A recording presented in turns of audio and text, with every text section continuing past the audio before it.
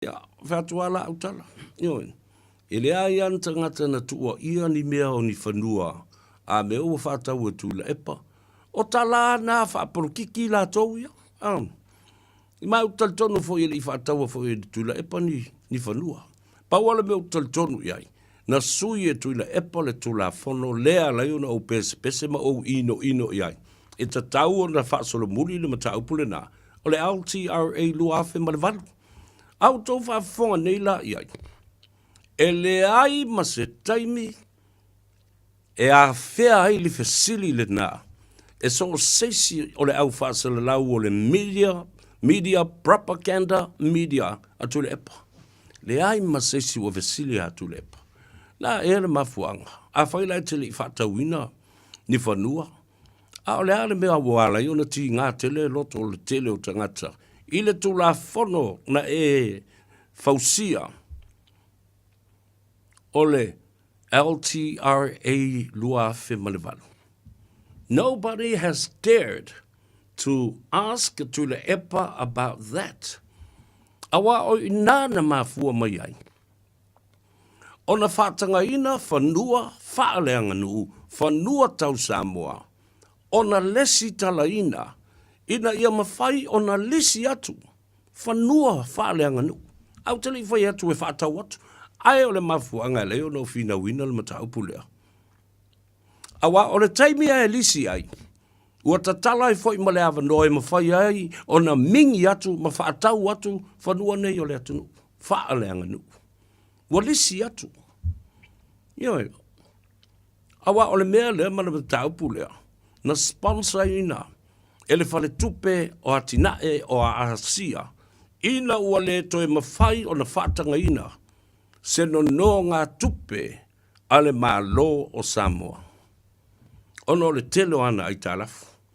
A apa i wholoa, e whau se tū la whono, e a awhia tuai whanua whaaleanga nuu o Samoa. Ia lisi ina tu, a wale tau te iloa iai. Sa mā whasoa ngō le telo tausanga, ma le sunga ia whiu Mātae Elisara. O le sa wa aia, ma pūlea atoa le fuaina o whanua o le atunuu. I le tele o tausanga, ua malo lo retire nei. Na matua whaali mai ai ina. A o whaafafonga Samoa ma le lalolangi atoa. Le fia ma le langolango ina. E le nāta mali. Le ftelenga i a whiu Mātae Elisara. O le tūla whono nā. Ua ta o le Land Transformation po le Transference Act. Lua awhi ma le valu. Ioi. Ai a sila i leisi tu. A lisi whanua whaaleanga nuuna. Ele alu i lalo o matai e ona ia. Ele ia. O matai whaasa o sao o nuu mawhioanga mai tumalo. O i alu ai. E saini ai lalo le minsta o le kapeneta o le whainga malo. Atu le epa na lātou fausia le tūla whono lea. Ioi. E whiu lava la e whi alo whai solo le mata upu lea. Ai o le tūla whono le nā. Neu te pese atu e pea. Mana ia le uwa e lima lua ai li ai se me apilitia mai ai. Wa levan te tau na whaasolo muri nā mea. Tau fia ai e lestala ina o whanua whaaleanga nuu, whanua tau Samoa. Ina ia ngā vaai le whaia o ni lisi lunga ina. Ma ia awa whai nei whai ai ni no ngā tupe a tangata o lea le a lisi whanua nei. Awa lisi mea nana tula i mai te mi leo tula whano lea. O leo mai o tangata mai whafo e lisi whanua whaaleanga nuu nei. Ina o tatala le tula whano. E o mai tau mawhai, e whaia lātou no ngā tupe i whale tupe a Samoa. Tau whao ngā ai whanua nei. A ua leo mai, mani a lātou lava tupe mai lo lātou atunu, mai lātou o lau whai businessi, or mai with your own money in your pocket to invest in here. Te lo ngā lai saini le minsta. Ave le kata le malo mai lisi o whanua nei. Whaato a maua leo si tama I mea whapene o meo pinati. E matai e ona ia lau ele ma lau whanua ia. Lea whina uto wawai I mea na tutupu mai lau whanua me ele. O le malai o le toto. I le whanga ma whale ase la ma ngā ngai fo le whaiwa. Ngā ngai fo maunga. Ngā ngai fo le vau. Mata utu. Mana malai mata river. Whapea fo I o. I le no whanga. Lea sa iai le return to paradise po le toi fo I le palataiso. Na oni nei vaenga le na ole. E le ngata foi la le na. Tu la fono nei na lai ona so ona whaia lisia telo tangata. Leo o mai le tai au le nei. Ua matua I te le mana onga. Fia maua ni lisi atangata. Ile ngata I whanua tu taulanga. O whanua o lo iai I whaleata. O whanua o lo o anga I atu ia leisa.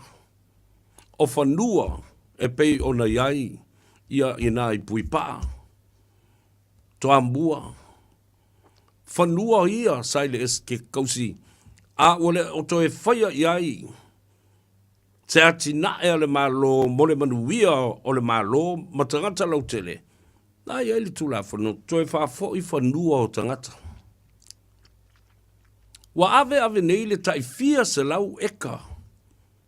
Elisi e istangata a watu fo. Wa fai e le mea whaasoli tula whanu. Ua sapli se tangata ia na watu whanua I o lato ingoa.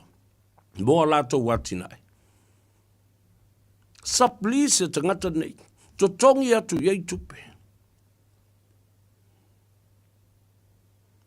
Lea la o le teimi o mai le atunu o fia talo sanga. Fia talo sanga. Inai kuaka eka. Wa a o onga mai ma whai ngā ruenga le whanau ino whanga tū taulanga. A wane. Wa lei ni whanua. Whea ua whai iei nei kon kalate ma nei lisi na whai le tele o tausanga. Ta ape solo o whanua o le atunu o ma whanua o le malo. I le tele o mata ngā ruenga ese lea whato a tau ao mai manu. Ma manongi o le lolo I whanua o le atunu ina ua whātu ina. Le mata ngā ruenga fau o ele mafua ngā whanua. Ea, sese. Me lal nā le inga o whātu ila wali ia propaganda media. Whese sao lai atu lepa. La le mafuanga nā lai. Ona whātu le nā tu la whono le whetaui. O le LTRA lua whe manewalu. Ala. What was its role and why was that piece of act and legislation was sponsored by Asian Development Bank? Why? Ilina. Ana ilina tatu a matatu ai whapena ni. Ole vaiaso ato le na te nei. Sa utala noa tu ai le matautia o le mea o iai Samoa. I whainga whaati a polo ma whainga whaate moni o ia I le atunu. Ai o nafi le asa. O whaloko tu. O tala noa mai le sunga atu le epa I le tusi whaitau ale e kalesia katoliko o lo o ei nei. Ia o lo whaitau ai la ia le atunu u atoa. Ma o le au tū le na. O whainga whaati apolo, ma whainga whaate moni. O u ata iara ia ne whapea karo whai. Wa au mai ato e le toi ina lea. Le winga o lau whaasoa le lua vai aso ua tuana I atu. I mea whaati apolo lo whaia e tangata I Samoa. Wa kele le ke mongi mara ke volo mara ki apolo. Ia, ai whai mai e lo mara tangata. Whamai e le toi ina o tulepa. Ia, o le tele lava o tangata o le ua o le kalesia katoliko o lo ia nei.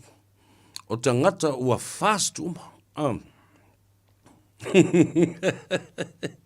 e pe e fa tu sale whainga le tala fo le lo ufa winga ina o le tele o tangata ia I le tu lea o ti apple au te whai atu lau tala au tau sila mau tau mai tau tala le ti apolo mau winga le ti apolo ma le tau wha oso le ti apolo ele ai ase tangata e alu e lo ma fau ma na whainga wha ti apolo ia whainei a whainga wha ke mongi ma whainga wha ke volo mai e kukuli mai e I whafo ia ki apolo ia waulu fia ai tangata ana o ata ia le mali e tele o le whaatala noanga ai e to e tu mai lo manatu le mea na tupu le aso tofi o le vai aso la ua tuana iatu. Mana tua le lei.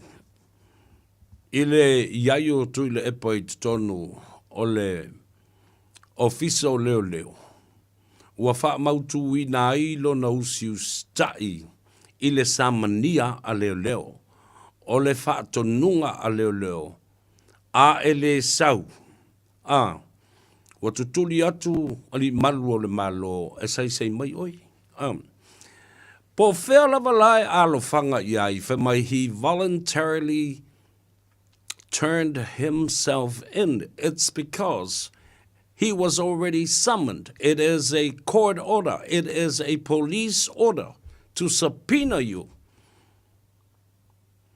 To force you to come to the police station. O le teimi foi la e te iai tutonu I tusape te lua iai malaulo ia. Ua whaatau nuu lava le whaatonunga ale malu o le malo ma le ofisa o leo leo. E le mawhai I lao na e whaatau te. Now you're in the office of the police. You have obeyed the summon. You have obeyed the order. You have obeyed the subpoena. Alongo le upu na. Le ala wa ila loifo o le malu o leo leo, ma le maota, ma le ofisa o leo leo. You are in custody now. You are in custody of the police of Samoa. No excuses. Tu sape no fo I laulo ia ma le alava. Wa e usiustai I le samania wa uma na tu unatu ia te oe. Awa e te le manao e wha māasiasi oe. I leo atu leo leo. Hands behind mai oe. Maloka mai oe. Po fea lava o yailo ofisa. Bole no whanga foi. O tau nu o tuai le vala au ia te oe. Awale mena e tupu. E te ata lama e soi iai.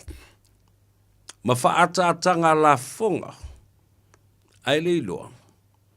Le mata ngā ma le māasiasi o se mea ua o istangata.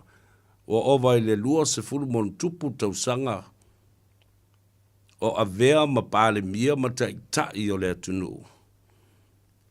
Ai siria le whā se fulu tausanga. O avea ma whaipule o le pāle mene o le mautafono o Samoa.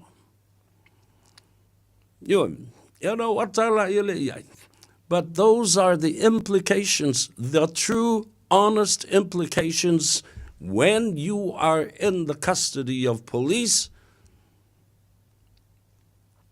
whether you turned yourself in or voluntarily walked or drove to the police station. A subpoena was already on your head. A warrant of arrest was already active on your head. So there are no excuses. Each and every one of us know how to interpret the law.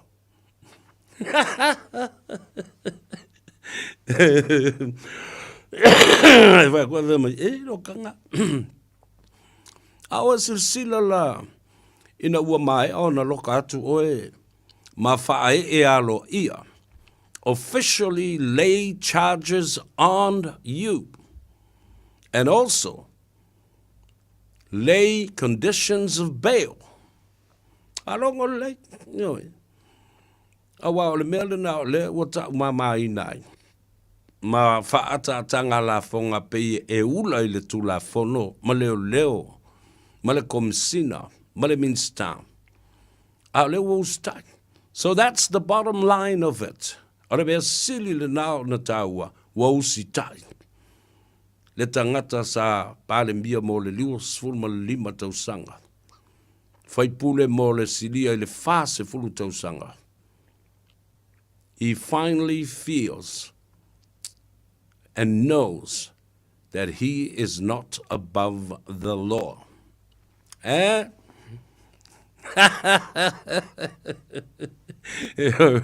Ai makwa ni fukuri bangwa wali ile yale atou savia.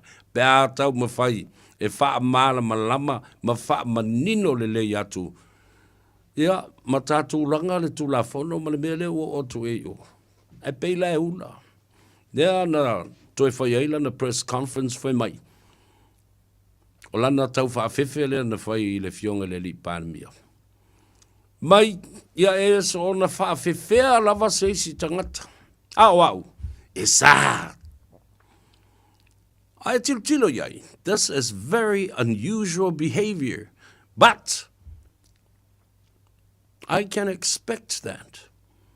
I kind of expect that he will be angry and crazy, ridiculous. The madly seeming behavior has been showcased over here. Ai mai moa mamata mata iai sa moa. O tō wafonga la e tala al tamalo. Au whaafefe ia le pāremia mai e sā. Se i e whaafefe alawa se si tangata. A o au lauri. E saona e whaafewhea ma whai ei se mea whapenau. Te le whewhe. Ia wawa aila iei. Ia vea le mea le nao le whewhe ma upu e wha masua. E tau pupundi ai le māasiasi ma le māta ngā o le mea ua whai ma le ngā o inga ua whai iai. Wha o popo isi mō lianga e lima. Ni leu mai tu i le epa ua matua o tali tonu lava. O fōringa ia le ti apolo, mā bionga ia le ti apolo. Nea tal nōne ia I le tusi whaitau. Ai na upese atua I le vai aso la o tea. Ai sau ta oto I langa tonu. Le mea sa au mawhau I matangata la tau te amio whati apolo, ma winga whati apolo. Ma fōringa whati apolo. Nea, o tō mata ma sila atu iai. Mai e te wawa aila iai. Nea ua whai le tau I masui. Whamai leanga ua tau le tā ala auli. Ua mafua ai o na le toi tū mā lo o ia o le teitai ma le pāle mia ma le vaenga whai ua le o toi ai so la tū malu si anga e tū mā lo ai. Io e mau leo whalele, mau e matua mai tau le lei. Ma wā ili le lei winga upu.